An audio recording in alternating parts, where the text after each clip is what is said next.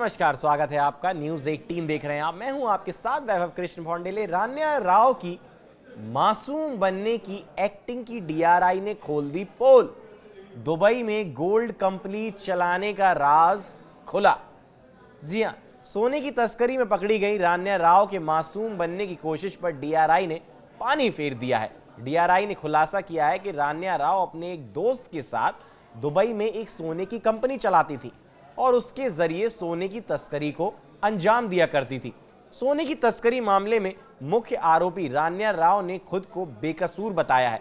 उन्होंने कहा है कि वो तो बस एक कैरियर थी और दबाव में काम कर रही थी, लेकिन राजस्व खुफिया निदेशालय यानी कि डीआरआई ने की जांच में ये बातें झूठी साबित हुई हैं। डीआरआई को पता चला है कि रान्या एक बड़े तस्करी गिरोह का हिस्सा थी और ये गिरोह कई सालों से काम कर रहा था।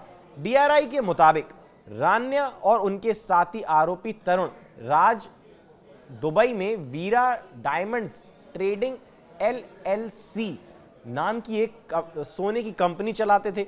दोनों कॉलेज के दिनों से एक दूसरे को जानते थे और 2023 में उन्होंने बिजनेस पार्टनर बनकर ये कंपनी शुरू की थी। इस मामले में दूसरे नंबर के आरोपी कोंडूरू रान्या की तरफ से सारा काम देखते थे। कोंडूरू से पूछताछ में डीआरआई को पता चला है कि रान्या अपने परिवार के लोगों की मदद से सोने का बिजनेस विदेशों तक फैला रही थी। रान्या के बैंकॉक और जिनेवा में बड़े बड़े ग्राहक थे। वो दोहा और जिनेवा से सोने की छड़ें खरीदती थी और दुबई के खातों में विदेशी मुद्रा में पेमेंट करवाती थी। डीआरआई अब इन विदेशी लेन देन और कस्टम घोषणाओं की जांच कर रही है। इससे पता चलेगा कि तस्करी कितने बड़े पैमाने पर हो रही थी।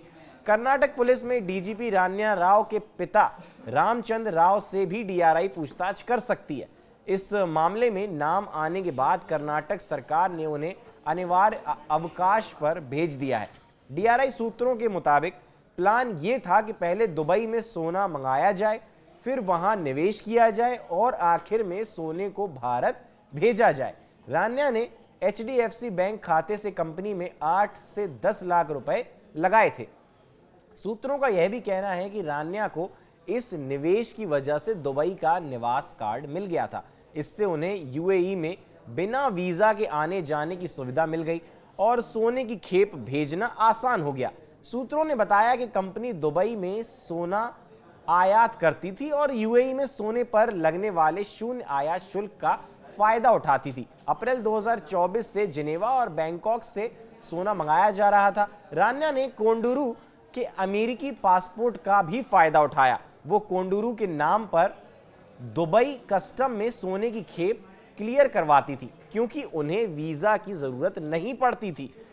यात्रा और बैंक खातों के रिकॉर्ड से पता चला है कि कोंडूरू की फ्लाइट टिकट और होटल बुकिंग अक्सर रान्या के अमेरिकन एक्सप्रेस कार्ड से होती थी। डीआरआई की जांच में तस्करी के जरिए बड़े पैमाने पर वित्तीय धोखाधड़ी का भी खुलासा हुआ है। रान्या का कहना है कि वो दुबई में सोना बेच रही थी, लेकिन रिकॉर्ड बताते हैं कि असल में वो भारत में सोना आयात कर रही थी। बताया जाता है कि पिछले एक साल में उन्होंने कम से कम 27 बार दुबई की यात्रा की और हर बार बिना कस्टम को बताए सोना लाती रही। तो ये एक